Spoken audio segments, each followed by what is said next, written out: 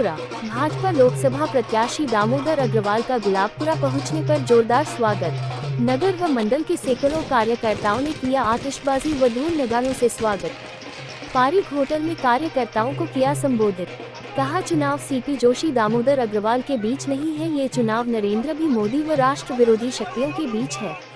विधानसभा लोकसभा प्रत्याशी के रूप में दामोदर अग्रवाल का नाम आने पर भाजपाइयों में हर्ष व्याप्त हो गया। जयपुर से गुलाबपुरा पहुंचे दामोदर अग्रवाल का कार्यकर्ताओं ने गर्मजोशी के साथ आतिशबाजी में ढोल नगाड़ों से स्वागत सत्कार किया। नगर व मंडल के पदाधिकारी कार्यकर्ताओं द्वारा स्वागत सत्कार किया गया। राजमार्ग स्थित पारिक होटल में कार्यकर्ताओं से रूबरू होते हुए लोकसभा प्रत्याशी दामोदर अग्रवाल ने कहा कि शीर्ष नेतृत्व का आभार जताते हुए कहा कि एक सामान्य कार्यकर्ता को मौका दिया है, विकास की इबारत लिखेंगे। 9 वर्ष पूर्व की भाजपा नहीं है, ये नरेंद्र भाई मोदी की भाजपा है। पूरा देश मुस्कुरा रहा है, गरीबों तक हर योजनाओं का लाभ पहुंच रहा है, गरीब का स्तर ऊंचा उठ रहा है। ये चुनाव सीपी जोशी दामोदर अग्रवाल के बीच नहीं है, ये चुनाव नरेंद्र भी मोदी व राष्ट्र विरोधी शक्तियों के बीच है। ये चुनाव भारत माता की जय बोलने वाले व भारत तेरे टुकड़े होंगे इंशाअल्लाह बोलने वाली ताकतों के बीच है। प्रचंड बहुमत से मेरी जीत होगी, जल्द ही मुहूर्त अनुसार नामांकन दाखिल करेंगे। आज बहुत ही हर्ष का विषय है हमारे भारतीय जनता पार्टी के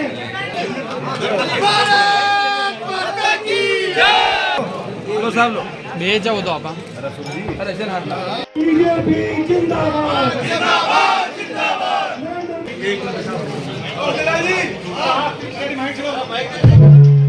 अपनी जान लगाते हुए, जान फूंकते हुए भारतीय जनता पार्टी का जो पिछला रिकॉर्ड है 90,000 वोटों का, उस रिकॉर्ड को तोड़ना है, भेजना है। आज केंद्रीय और प्रदेश नेतृत्व का आभार व्यक्त करता हूं कि भारतीय जनता ने उसी कड़ी का एक हिस्सा मात्र हमने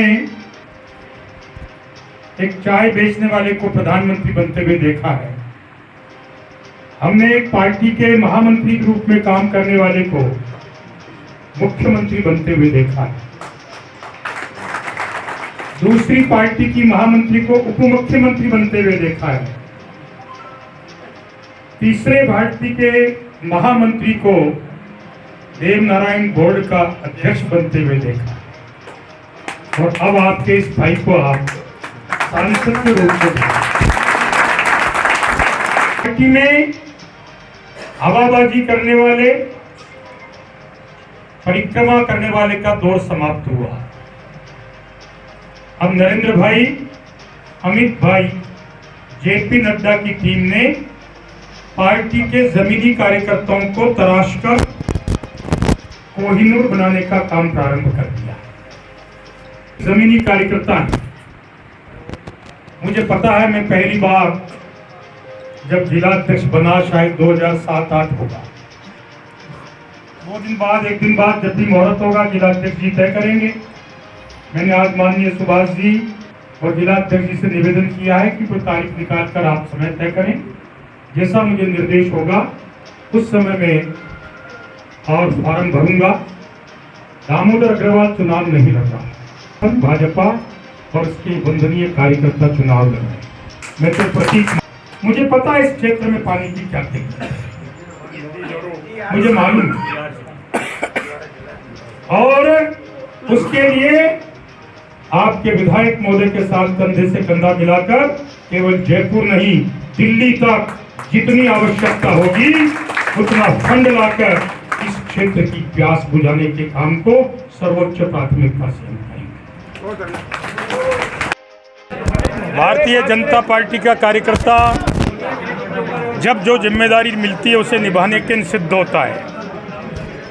मैं सर्वप्रथम पार्टी के शीर्ष नेतृत्व का, प्रदेश नेतृत्व का आभार व्यक्त करूंगा कि एक सामान्य कार्यकर्ता को इस बार पुनः अवसर दिया, और मैं आपके माध्यम से भीलवाड़ा लोकसभा की 8वीं विधानसभा के माननीय मतदाताओं को विश्वास दिलाना चाहता हूं कि आने वाले समय में विकास की एक ऐसी इबारत लिखेंगे जिसे आने वाली पीढ़ियां याद करेगी।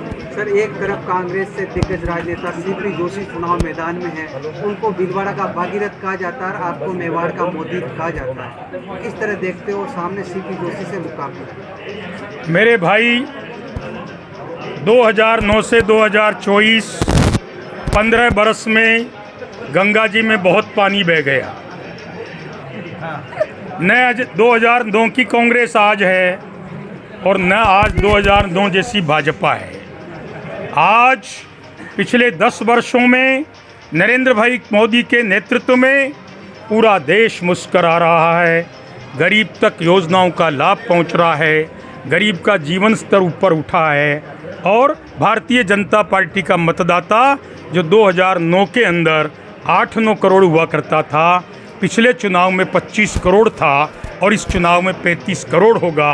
चुनाव माननीय सीपी जोशी और दामोदर अग्रवाल के बीच नहीं है, ये चुनाव नरेंद्र भाई मोदी और राष्ट्र विरोधी शक्तियों के साथ है। ये चुनाव भारत माता की जय बोलने वाले और भारत तेरे टुकड़े होंगे हजार इंशाअल्लाह इंशाअल्लाह कहने वाली ताकतों के बीच है। जनता जनार्दन बहुत समझदार है।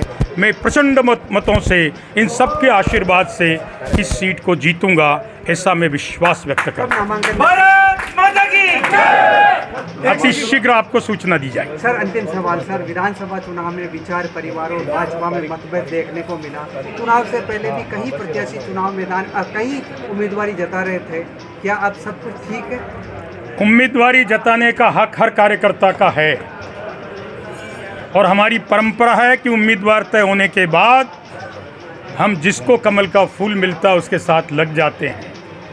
विचार परिवार से लेकर तमाम कार्यकर्ता एकमुखी पूरी ऊर्जा के साथ इस चुनाव में ऐतिहासिक रिकॉर्ड से विजय हासिल करेंगे, ऐसा विश्वास व्यक्त करता हूँ।